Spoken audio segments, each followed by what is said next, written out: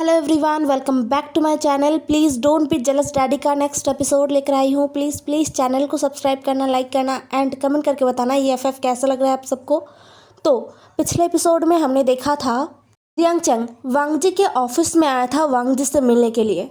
उसने कहा तो था कि वो बस प्रोजेक्ट के बारे में बात करना चाहता है, लेकिन उसके बजाय उसने वांगजी के सामने इमोशनल गेम खेला था, जिसके बारे में वांगजी पहले से ही जानता था।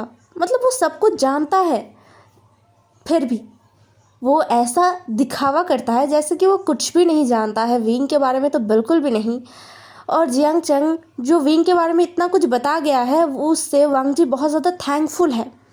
जियांग चंग जो लैंड कॉरपोरेशन के बाहर खड़े होकर आसमान को देखता है और मुस्कुराता है, उसे बहुत ज़्यादा सेटिस्फेक्शन महसूस हो रहा था। उसने अपना फ़ोन निकाला और अपनी मॉम को कॉल किया और कहा कि काम हो गया है। फिर जियांग चंग अपने कार में बैठकर वहाँ से चला जाता है। जियांग चंग के निकलने से पहले ही शायद वांगजी ऑफिस से निकल गया था। हालांकि जियांग चंग सामने वाले गेट से गया था और वांगजी अपने प्राइवेट एरिया से निकला था, इसलिए जियांग चंग को पता नहीं चला। खैर, वांगजी को फ़र्क भी नहीं पड़ता। उसे बहुत ज़्यादा गुस्सा आ रहा था, बहुत ज़्यादा। वो कार ड्राइव कर रहा था और अपने गुस्से को कंट्रोल करने की कोशिश कर रहा था। तभी ट्रैफिक जैम पड़ा और कार को रोकना पड़ा। कार रुकते ही वांगजी ने एक ज़ोर का मुक्का स्टीयरिंग के ऊपर मारा और चिल्लाते हुए कहा, हाउ डेयर यू। मुझे ऐसा लग रहा है उस ओमेगा को मैं पटक दूँ। खैर, मैं ऐसा कुछ नहीं कर सकता। चाहे मुझे कितना ही गुस्सा क्यों ना आए, मैं किसी और ओमेगा को छू नहीं सकता, बिल्कुल भी नहीं। इसलिए मुझे अपने आप को शांत रखना होगा। ये कहते हुए वांगजी ने एसी को थोड़ा और बढ़ा दिया। उसके बाद ट्रैफिक हट गया था। वांगजी ने फिर से ड्राइव पर अपना पूरा ध्यान लगाया। कुछ ही देर में वो घर पहुंच गया था। अभी ऑफिस छुट्टी होने में तो बहुत देर है, इसीलिए सभी वांगजी को घर पर देखकर बहुत ही ज़्यादा हैरान हो रहे थे। सारे जो सर्वेंट्स हैं वो वांगजी को ग्रीट कर रहे थे। लैंड हाउस का पुराना बटलर वो सामने आया और उन्होंने कहा, यंग मास्टर, आप इतनी जल्दी। वांगजी ने अपने कार की को बटलर के हाथ में देते हुए कहा, यस अंकल, बस मेरा काम ख़त्म हो गया था। युआन कहाँ पर है? बटलर ने मुस्कुराया और कहा, छोटे मालिक तो लंच के बाद मास्टर के साथ अभी सो रहे हैं। यह सुनकर वांगजी ने मुस्कुराया और कहा, ठीक है। ये कहते हुए वांगजी ऊपर चला गया। उससे पूछा गया था क्या वो खाना खाकर आया है या फिर वो लंच करना चाहेगा, तो वांगजी ने मना कर दिया था। उसे अभी लंच करने का मूड नहीं है। तो वो सीधा अपने बेडरूम में जाता है और देखता है एक स्लीपिंग ब्यूटी को जो आराम से सो रहा था। विंग के हाथ में एक नोवेल रखा हुआ था जो वो रीड कर रहा है। हाँ, ये 4-5 दिन हुआ है इस नोवेल को वो रीड कर रहा है। खैर, वांगजी ने उस नोवेल को पकड़ा और उसे विंग के हाथ से छुड़ा लिया। फिर वांगजी ने उसे साइड टेबल के ऊपर रख दिया। उसके बाद वांगजी विंग के पास बैठता है और विंग को देखता है। फिर वांगजी उठता है और अपने क्लोथ को चेंज करता है और शावर लेता है, एक लंबा सा शावर। उसका दिमाग अभी भी गर्म है। जियांग चंग का बात, हर एक कहा गया बात उसके दिमाग में चल रहा था। हालांकि वांगजी को इन सारी चीज़ों से कोई फ़र्क नहीं पड़ता, क्योंकि वांगजी को पता है कि वो ओमेगा वो बस विंग को खुश नहीं देखना चाहता। वांगजी को पूरे जियांग फैमिली पर ही गुस्सा आ रहा था। पता नहीं जियांग फैमिली को कौन सा दुश्मनी है विंग से। अगर वो लोग विंग को अडॉप्ट नहीं करना चाहते थे तो ठीक है ना, अडॉप्ट करने की ज़रूरत नहीं था। और उससे भी इम्पॉर्टेंट बात, अडॉप्ट करने के बाद किसी बच्चे के साथ ये सब कुछ करना बिल्कुल भी अच्छा बात नहीं है, बिल्कुल नहीं। खैर, वांगजी को अब अपने ओमेगा को प्रोटेक्ट करना है और वांगजी के होते हुए विंग के साथ कुछ बुरा होगा, नामुमकिन। कोई करने के बारे में सोच भी नहीं सकता। जो सोचेगा वांगजी, उसका पूरी ज़िंदगी के लिए सोचना ही बंद कर देगा। ये सोचते हुए वांगजी फ्रेश हुआ और बाहर आया। उसे लगा था विंग सो रहा होगा, लेकिन नहीं, विंग उठ चुका है। जिसे देखकर वांगजी मुस्कुराता है और कहता है, तुम उठ गए विंग। विंग ने अपना सर हाँ में हिलाया। उसके आंखों में अभी भी नींद था और उसका छोटा सा चेहरा ना थोड़ा सा पेल पड़ा हुआ था।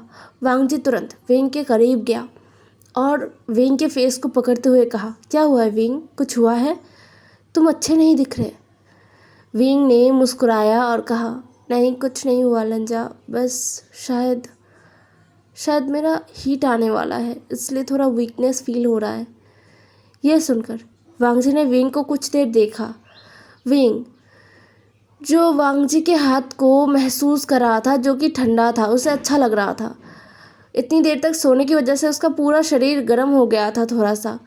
तो वांग जी के अभी शावर लेने से उसका हाथ बहुत ही अच्छी तरीके से ठंडा हुआ पड़ा था।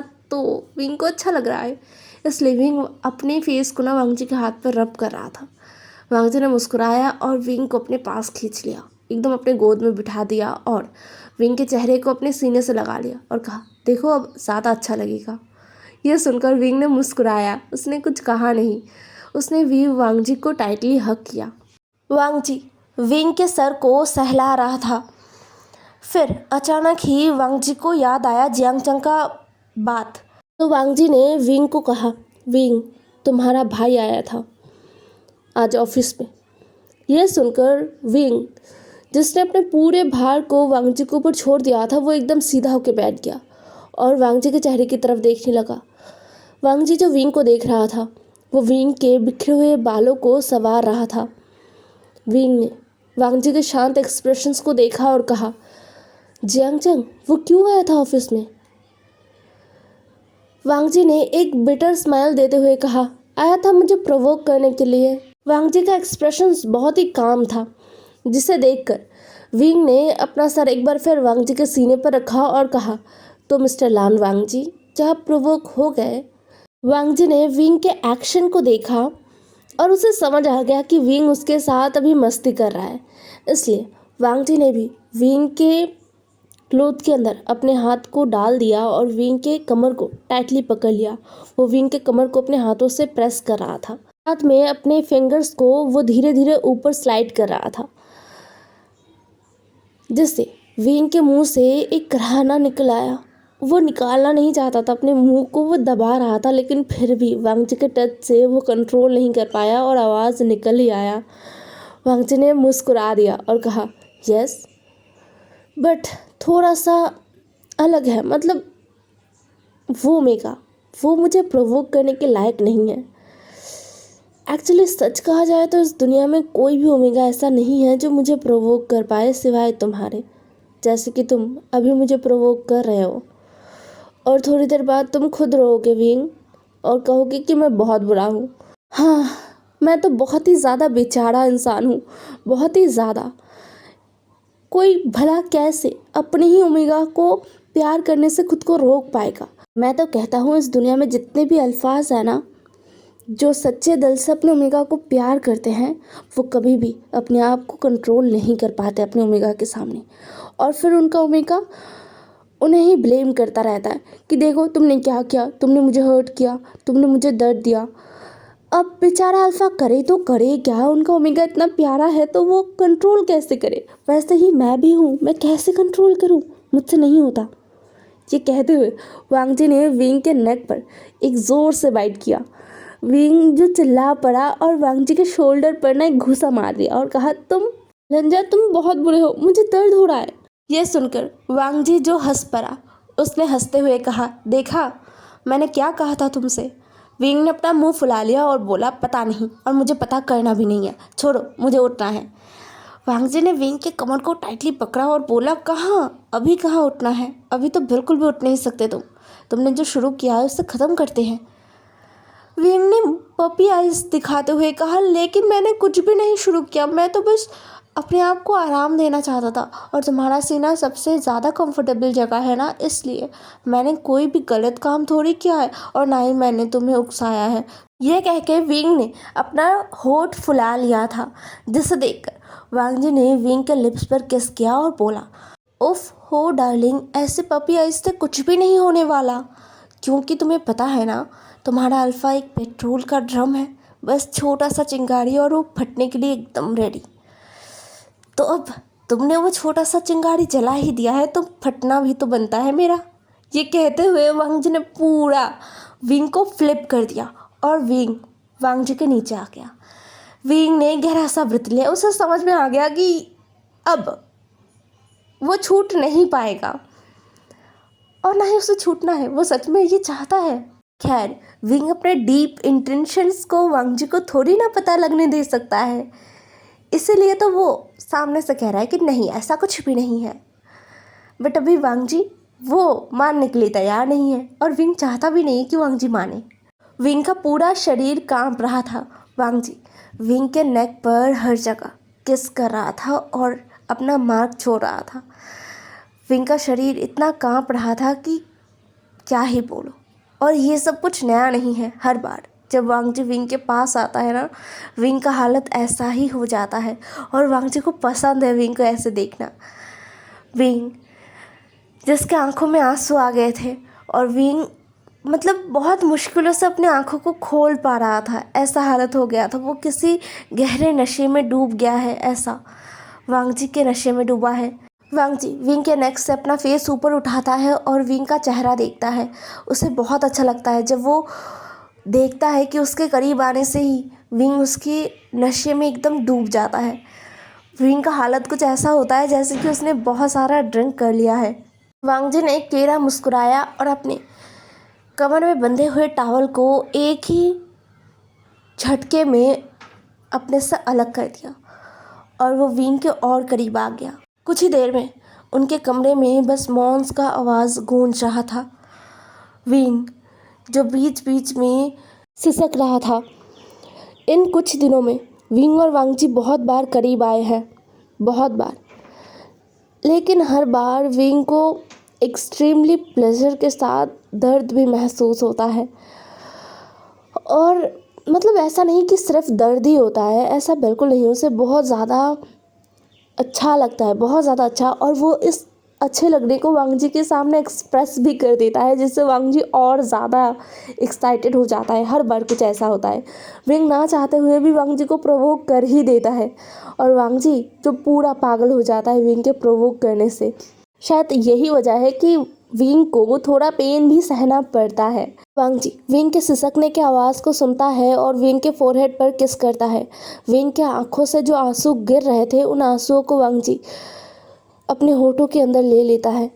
फिर वो विंग के कानों के पास जाता है और कहता है, Honey I love you so much. मैं तुमसे बहुत प्यार करता हूँ, बहुत ज़्यादा। मैं तुमसे पूरी ज़िंदगी प्यार करूँगा और मैं पूरी ज़िंदगी तुम्हारे साथ लॉयल रहूँगा। तुम्हारे बिना मेरी ज़िंदगी में ना कोई था और ना कोई आएगा। मैं तुमसे बहुत प्यार करता हूँ विंग। तुम जितना सोच भी नहीं सकते ना, उससे भी कहीं गुना ज़्यादा। यह सुनकर विंग के आंखों से तो आंसू और भी ज़्यादा गिर गए। वांग जी का एक तरफ से प्यार और दूसरी तरफ से उसका ये कन्फेशंस, ये दोनों विंग के लिए बहुत ज़्यादा हो जाता है। हर बार ही हो जाता है। हर बार जब वांग जी उसके करीब आता है तो विंग को पूरा कंप्लीट महसूस होता है। वो ऐसा महसूस करता है कि उसे और किसी चीज़ का ज़रूरत नहीं है। लगभग 3 घंटे तक उनका ये रोमांटिक सेशन चला। उसके बाद वांग जी विंग को उठाता है अपनी बाहों में। विंग जो जागा हुआ था और वो धीरे धीरे अपने पाँव को हिला रहा था। एक छोटे बच्चे की तरह वो अपने पाँव को हिला रहा था वांग जी के गोद में बैठकर। और वांग जी विंग को लेकर सीधा वॉशरूम में चला गया। वैसे ही वो विंग को लेकर बाथटब के अंदर बैठा। गर्म पानी में जैसे ही विंग का बॉडी गया ना, विंग को बहुत बहुत ज़्यादा रिलीफ महसूस हुआ। अभी तक उसका बॉडी जो पेन महसूस कर रहा था वो कहीं गायब ही हो गया। उसने अपने आप को पूरा वांग जी के ऊपर लीन कर दिया और रिलैक्स कर दिया। वांग जी विंग के हेड को धीरे धीरे सहला रहा था। विंग जो अपनी आंखों को बंद करके रखा था, इसलिए वांग जी ने भी अपनी आंखों को बंद कर लिया। लेकिन उस वक्त विंग ने अपने आंखों को खोला और थोड़ा सा अपना सर ऊपर उठाकर वांग जी को देखते हुए कहा, लंजा, जियांग चंग ने तुमसे क्या कहा? यह सुनकर वांग जी ने अपने आंखों को खोला और विंग को देखा। विंग सीरियस था, इसलिए वांग जी भी थोड़ा सही से बैठा और विंग को सब कुछ कहा। जो कुछ भी जियांग चंग ने कहा एकदम डिटो उसने बता दिया। यह सब सुनने के बाद विंग ने गहरा सा ब्रीथ लिया ये सब सुनने के बाद वांग जी ने विंग को इतना शांत देखा तो उसे गुस्सा आया। वांग जी ने कहा, विंग इतना शांत क्यों हो? तुम्हें गुस्सा नहीं आ रहा? मेरा तो खून खोल रहा है, ऐसा लग रहा है सब कुछ जिंदा गाड़ दूँ। ये सुनकर विंग ने मुस्कुराया, उसने कुछ कहा नहीं। तो वांग जी को और ज़्यादा गुस्सा आया। वांग जी ने विंग को अपने पास खींचा और अपने दोनों हाथों से विंग के दोनों गालों को पकड़ा और कहा, विंग देखो, मुझे पता है तुम बहुत अच्छे हो, सच में तुम बहुत ज़्यादा अच्छे हो, लेकिन उन अच्छाई का कोई फ़ायदा नहीं है जो लोगों को फ़ायदा उठाने में मदद करे। हमें अच्छा होना चाहिए उन लोगों के साथ जो लोग हमारे साथ अच्छे हैं। समझ में आ रहा है ना विंग? विंग ने अपना सर हाँ में हिलाया और कहा, मुझे पता है लंजा। वांग जी ने कहा, तुम्हें पता है तो फिर क्यों तुम इतना शांत हो? तुम्हें उन लोगों से बदला लेना चाहिए। उन्होंने तुम्हारी ज़िंदगी को बर्बाद कर दिया है हर तरीके से। बचपन से लेकर अभी तक वो वही काम कर रहे हैं। उन्हें, मुझे नहीं पता कि उन्हें क्या मिलता है, कौन सा ऐसा सेटिस्फेक्शन मिलता है उन्हें, लेकिन मुझे बहुत गुस्सा आ रहा है, बहुत ज़्यादा। वो ऐसे कैसे कर सकते हैं? तो अब तुम्हें उन्हें जवाब देना होगा विंग। उन्हें उनका पनिशमेंट मिलना चाहिए। अगर वो ऐसे ही छूट पाते जाएंगे तो उनका हिम्मत और ज़्यादा बढ़ जाएगा। तो उन्हें उनके हक का पनिशमेंट तुम्हें देना ही होगा। एक बात तो तुम्हें भी पता है विंग, वो तुम्हें अपना नहीं मानते, वो तुम्हें अपना परिवार का हिस्सा नहीं मानते हैं और ना ही वो तुम्हें इंसान समझते हैं।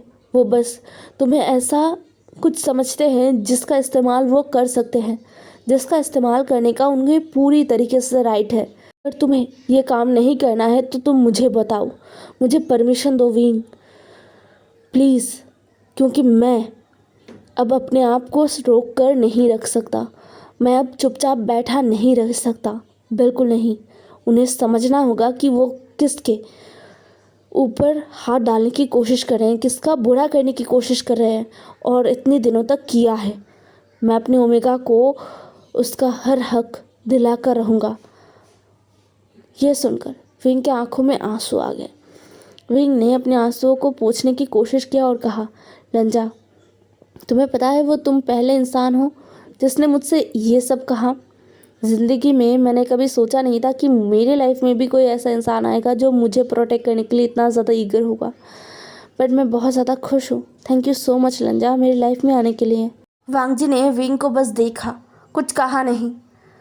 फिर वांग जी कुछ देर बाद कहता है, तो विंग, क्या तुम मुझे बताना चाहोगे? विंग ने कहा, किस बारे में? वांग जी ने कहा, तुम्हारे पास्ट लाइफ के बारे में।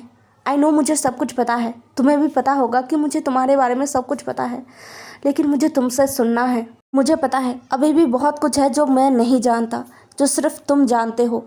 मुझे बता दो विंग, इससे तुम हल्का हो जाओगे। विंग के आंखों में आंसू आ गए थे। विंग ने अपने आंसुओं को पोंछा और कहा, हाँ लंजा, मुझे तुम्हें बताना है, मुझे तुम्हें बहुत कुछ बताना है। वांग जी विंग को अपने बाहों में उठाता है और बाथ टब से निकल आता है। फिर वो विंग के पूरे बॉडी को टॉवल से पोंछता है और बाथरोब पहना देता है। वांग जी ने खुद भी एक बाथरोब पहन लिया था और फिर वांग जी और विंग बैल्कनी में चले गए थे। वांग जी ने सर्वेंट्स को कॉफ़ी लाने के लिए कह दिया था, जो कुछ ही देर में आ भी गया। वांग जी विंग को कॉफ़ी सर्व करता है और खुद भी कॉफ़ी लेता है। अभी शाम हो चुका है। युआन, जो लैन शिचान के पास है, मतलब विंग और वांग जी को सर्वेंट से पता चला कि लैन शिचान आए थे और वो युआन को लेकर गए हैं। यह सुनकर विंग और वांग जी जो एक दूसरे की तरफ देखते हैं और मुस्कुराते हैं। फिर वांग जी विंग की तरफ देखता है। वो समय दे रहा था विंग को बताने के लिए। वांग जी को पता है कि विंग खुद को प्रिपेयर कर रहा है, इसलिए वो विंग को जल्दी करने के लिए नहीं कह रहा था। वांग जी अपनी कॉफ़ी को पीना शुरू करता है। विंग ने भी अपनी कॉफ़ी का एक सिप लिया और वांग जी की तरफ देखा और कहा, मुझे सच में अपने पेरेंट्स के बारे में ज़्यादा कुछ याद नहीं है। मुझे बस उनके नाम याद है और कुछ नहीं। उनका चेहरा भी मैं अब याद नहीं कर पाता, क्योंकि शायद 3 साल की उम्र में ही मैंने उन्हें खो दिया था। खैर, तब से लेकर आने वाले 2 सालों तक मैं अनाथ आश्रम में ही था, 5 साल होने तक। जब मेरा 5वां जन्मदिन आया उस दिन मुझे अडॉप्ट कर लिया गया जियांग फैमिली की तरफ से। मैं उन्हें नहीं जानता था। सच कहूँ तो पहले तो मैं बहुत ही ज़्यादा खुश हुआ था कि मैं अब एक फैमिली के पास जा पाऊँगा। अपने मॉम डैड के गुजर जाने के बाद मुझे फिर से एक होप मिला था कि मुझे एक फैमिली मिलने वाला है, इसलिए मैं बहुत खुश था। और मैं बहुत छोटा भी था, एक 5 साल का बच्चा जो कभी भी बहुत कुछ नहीं सोच पाता है ना। वो नहीं सोच पाता है कि सामने वाला इंसान क्या सोच रहा है, उसका इंटेंशन क्या है, ये सब कुछ वो नहीं सोचता। मैं भी उनमें से ही था। जब मैं जियांग फैमिली में आया तब माहौल बड़ा ही गंभीर था, जैसे कि कोई भी खुश नहीं था। अंकल जियांग जिन्होंने मुझे अडॉप्ट किया था वो भी खुश नहीं थे, उनके चेहरे पर भी मुस्कुराहट नहीं था। लेकिन मैं जो 5 साल का बच्चा था उसे इन सारी चीज़ों से कोई फ़र्क नहीं पड़ा था। मैं तो अपने ही एक्साइटमेंट में था। तभी मेरे सिबलिंग्स मतलब जियांग चंग और शिजे आए। जियांग चंग ने मुझे देखा और मेरी तरफ आ गया। जियांग फैमिया ने कहा कि जियांग चंग और शिजे आज से मेरे भाई बहन हैं। मैं बहुत ज़्यादा खुश था। मैं खुशी से शिजे से मिला और फिर जियांग चंग के पास गया। जियांग चंग ने मुझे अपने पास आने नहीं दिया, उससे पहले ही उसने मुझे धक्का दिया और मैं सीढ़ियों से गिर गया। उस वक्त मुझे अपने सर पर बहुत ज़्यादा गहरा चोट लग गया था और बहुत ब्लीडिंग भी हुआ था। मैं बहुत हैरान था उस सिचुएशन को देखकर, क्योंकि सीढ़ियों से मैं गिरा था और जियांग चंग बस अपने घुटनों पर गिर गया था। शायद उसके घुटने पे भी थोड़ा सा चोट लगा था। पूरा जियांग फैमिली जियांग चंग के पास था। अंकल जियांग, मैडम यू और शिजे सभी जियांग चंग के पास थे और जियांग चंग रो रहा था। वो भी शायद 5 साढ़े 5 साल का ही था। जियांग फैमिया ने जियांग चंग को अपने गोद में लिया और जैसे एक फादर करते हैं वैसे ही वो जियांग चंग को शांत करने की कोशिश कर रहे थे। दूसरी तरफ मैं जो सीढ़ियों से गिर के बहुत बुरी हालत में था, यहाँ तक कि मेरा सर भी घूम रहा था क्योंकि मेरे सर से खून निकल रहा था। पहली बार मुझे इतना दर्द हुआ था। मेरे मॉम डैड के एक्सीडेंट में भी मुझे चोट नहीं लगा था क्योंकि उन्होंने मुझे बचाते हुए अपना जान खो दिया था। तुम्हें पता है लंजा, मुझे एक खरोच भी नहीं आया था उस दिन। पहली बार मुझे चोट लगा था अपनी ज़िंदगी में इतना बड़ा, उससे पहले कभी नहीं। हाँ, अनाथ आश्रम में बहुत बुली हुआ हूँ लेकिन इतना गहरा चोट कभी नहीं लगा था। मैं जो बैठा हुआ था और देख रहा था जियांग फैमिली को, जैसे कि मैं उनके लिए एग्जिस्ट ही नहीं करता था। तभी एक सर्वेंट आया और उस सर्वेंट ने मुझे उठाया और उस सर्वेंट ने ही मेरे माथे में पट्टी लगा दिया। मैं सच बताता हूँ लंजा, उस वक्त मुझे बहुत बुरा लगा था, बहुत रोना आ रहा था। मुझे फिर से अनाथ आश्रम जाना था। ये कहते हुए विंग रो पड़ा। वांग जी जो तुरंत अपना कॉफ़ी का मग नीचे रखता है और विंग के पास आता है और विंग को हक कर लेता है। उसे बहुत गुस्सा आ रहा था। इतना सुनने के बाद ही उसका खून खौल रहा था उन जियांग्स के लिए। हे एवरीवन, आज का एपिसोड यहीं पर ख़त्म होता है। नेक्स्ट एपिसोड में मिलते हैं। ज़रूर बताना आज का एपिसोड कैसा लगा आप सबको। Bye bye.